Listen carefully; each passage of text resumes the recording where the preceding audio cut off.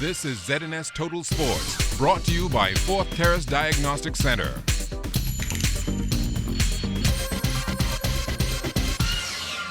Welcome to sports, everybody. The matchups all set in the BAISS Best of 3 Softball Championships, which start next Monday at Freedom Farm. On the senior boys side, SAC will take on Charles W. Saunders, who won and come from behind fashion yesterday over QC, 18-17. It was a tough comeback, but we thank you for the W. Coach say, keep on pounding the ball, and we come with a W through God's will. It's only a beginning till we reach the championship for SAC. That'll do what we have to do. In senior girls play, SAC will also be represented in the championship. They go up against St. Anne's, who put away QC, 7-5. We was making a lot of mistakes, but in the end, when we came to Duggan, we started to communicate, and we know we had to finish the game and finish it strong. I believe we did a pretty good job. Made a couple errors, but nothing we could correct for a championship. They gave a good competition, but at the end, we came together and we won the game. NCAA's junior boys also on to the championship against SAC. They picked up a 6-3 win over QC. We had a hard-fought game.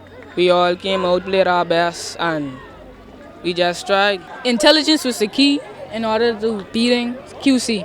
I know that our team, we had to struggle a little bit, but we could have done better. I believe we performed good, and I just came out there to do my best, and I believe that I did my best tonight to get the win for my team. If we keep focusing on batting, and if we do better, we can win this. We have the pitching and we have the offense. We just need some better defense. We have a strong pitch and a strong batting, so we could do it. As for the junior girls, QC putting a stop to SAC's dominance. They win 11-10 and move into the championship against CW Saunders. I think we just supported each other.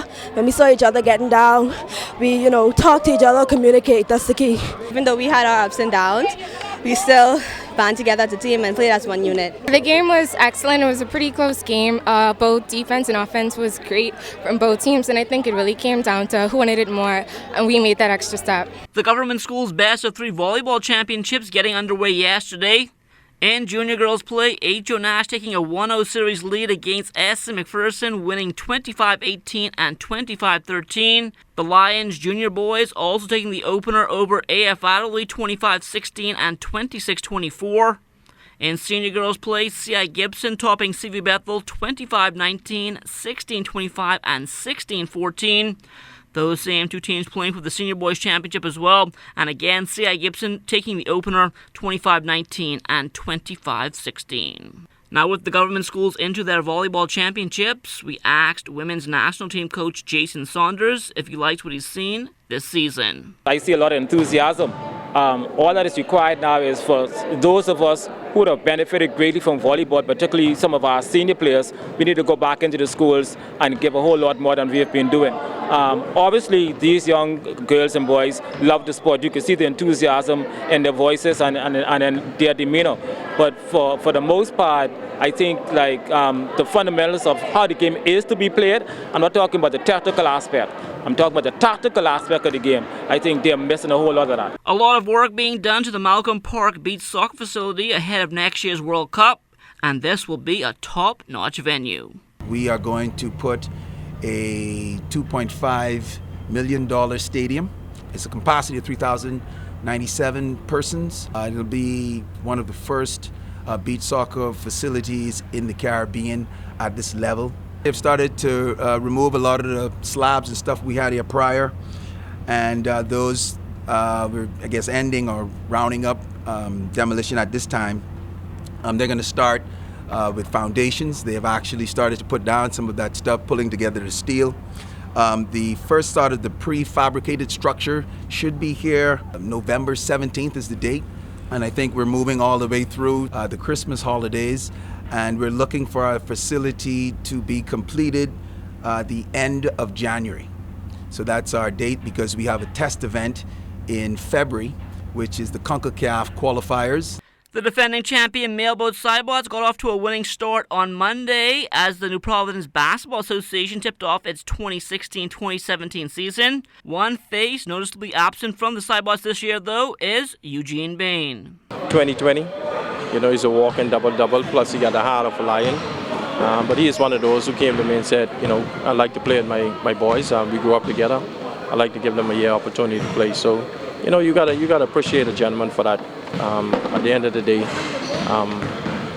that's his own boys. You know, he's given me 5 years of his life since he came back from school, and I appreciate his effort and his commitment to Cyprus Basketball Club. In addition to Division 1, the NPBA has brought back Division 2 this season, and League President Eugene Horton spoke about his expectations for both divisions. Division 2, from the coaches, meeting with the coaches and all that, I think it's going to be very competitive.